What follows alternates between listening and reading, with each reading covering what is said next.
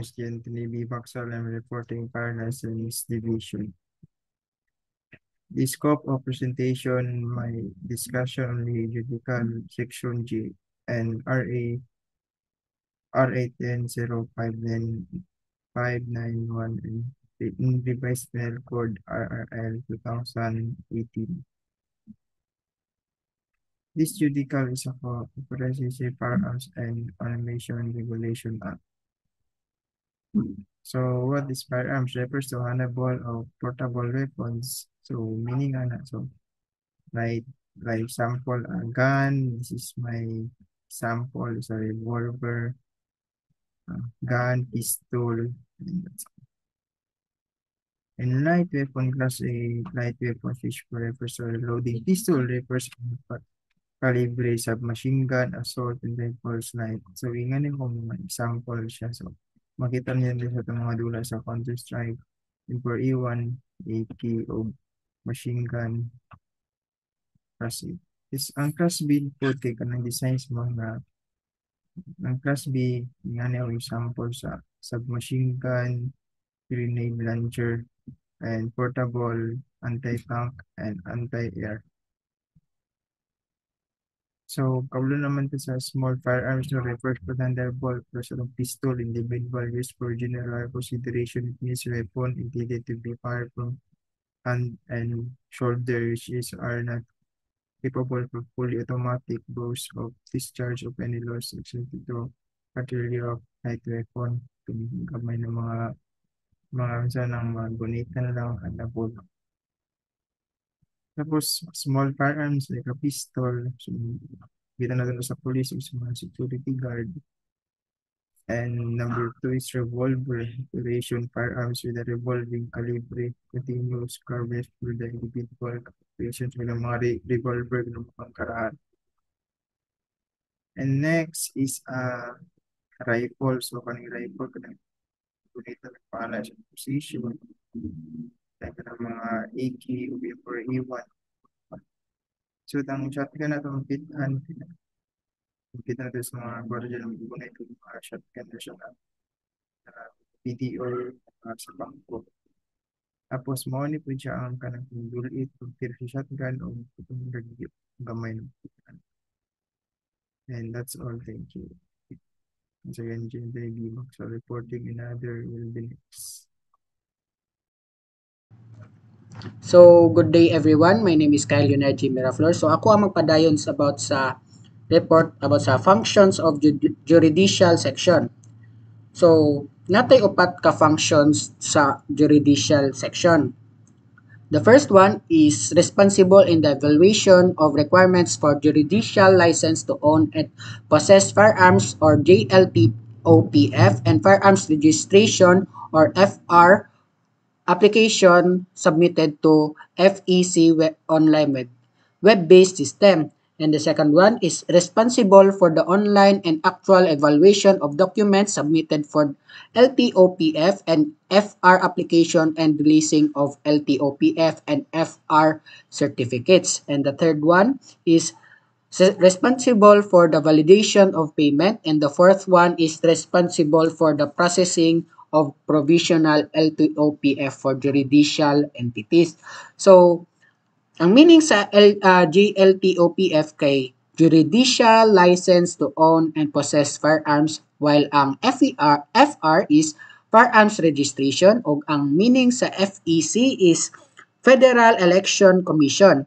So, ang summary ani is dapat daw na in charge o mag-make sure nga ang application sa pag-possess og firearms is dapat sakto ug tama. Walay dili siya fixer ba para sa lisensya nato sa motor. So mo ni siya ang service sa judicial section. So natay type sa license ani. Number 1 is JLTOPF or Judicial License to Own and Possess Firearms, and JLTOF renewal, FA registration renewal, and FA transfer o Lastly is provisional GLTO-PF. So ang mag-approve ani nila kining mga license nga ni is ang SFLD o CEO ay CFEO. So unsa ang meaning sa CFLD o CFEO? So ang meaning sa CFLD is Chief of Firearms License Division, and sa CFEO is Chief Firearms and Explosive Office. Mo ni siya ang mag-approve sa license nga atong paon para sa firearms. So mo po ni siya ang process sa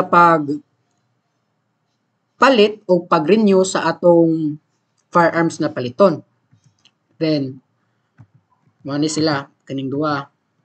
Then mo po ni siya ang requirement sa CSU or Company Security Unit na for example isa na diri ang one copy notarized judicial or LTO-PF form, and etc. So, muna sila ang requirements nila. Then, mapod ni siya ang requirements sa PSA. So, pareha lang po siya sa PCAS na kailangan po og notarized judicial LTO-PF form, section article incorporation or latest GIS, and mo lang to, and dagag salamat. Good afternoon, ma'am. Good afternoon, classmates. This is my report. Juridical license to own and possess firearm. LTO PF new and renewal requirements.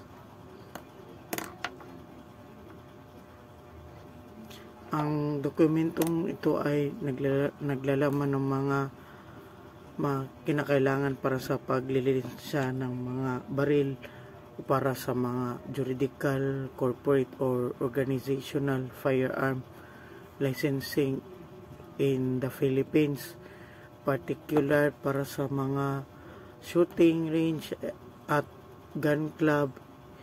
It also includes the migration of firearm licenses from individual ownership to juridical ownership.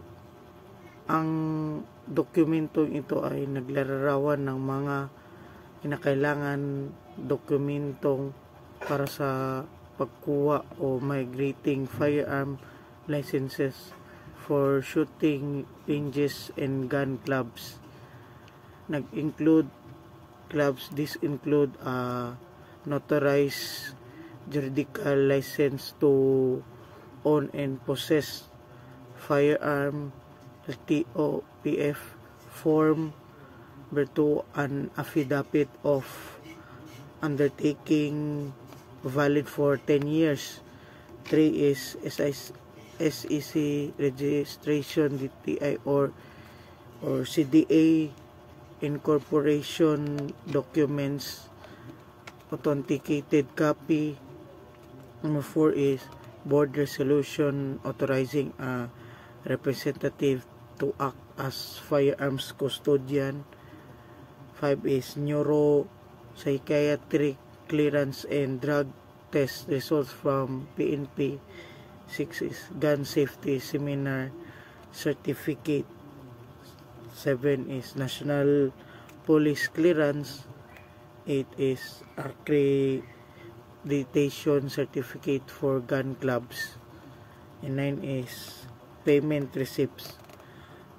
Ang kini migration process mula sa individual patungo sa juridical na pagmamay-ari ng ngailangan ng katulad ng set ng documents na may pagpaalala na ang mga inilipat na LTO-PF na lisensya ay may bisa lamang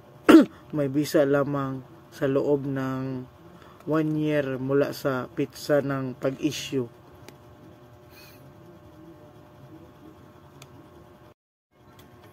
Juridical firearms new purchase process flow.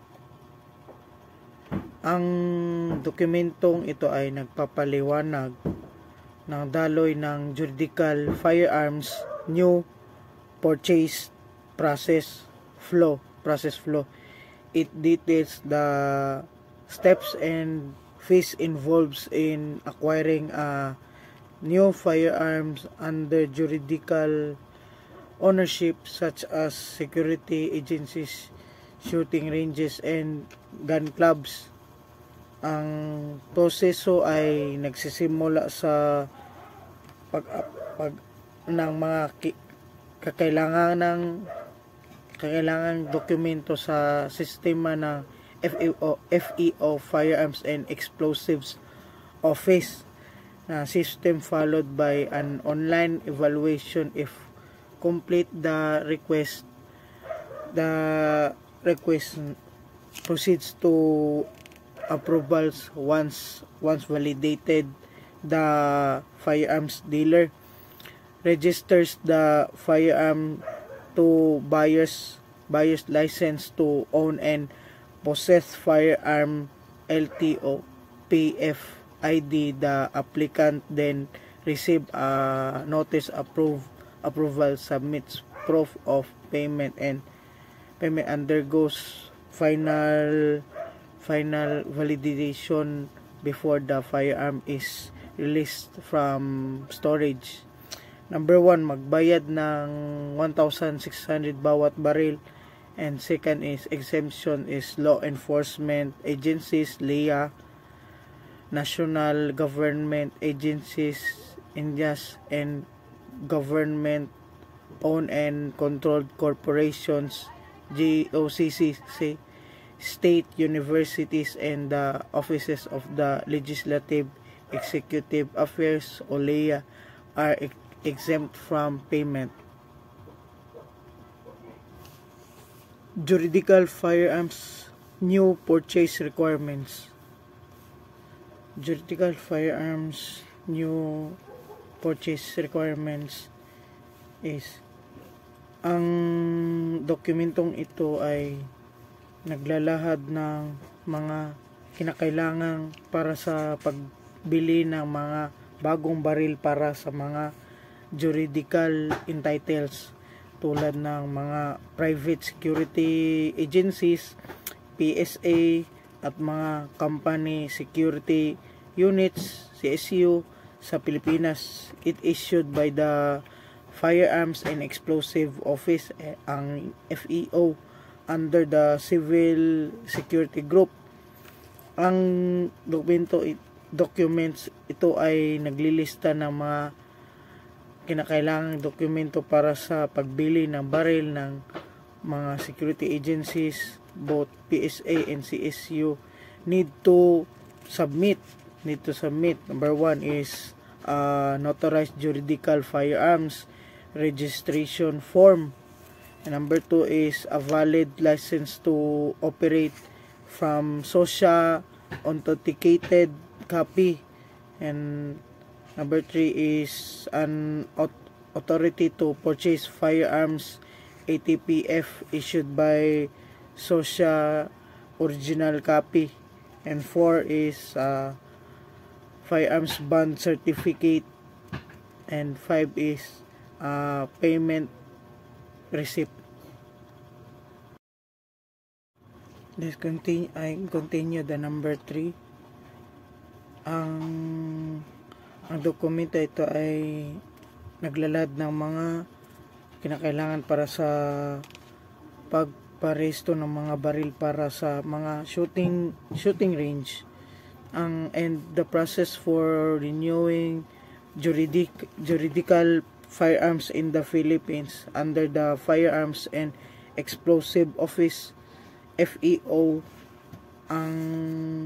This document ito ay naglilista ng mga kinakailangang dokumento para sa pag-prepare ng baril para sa shooting range.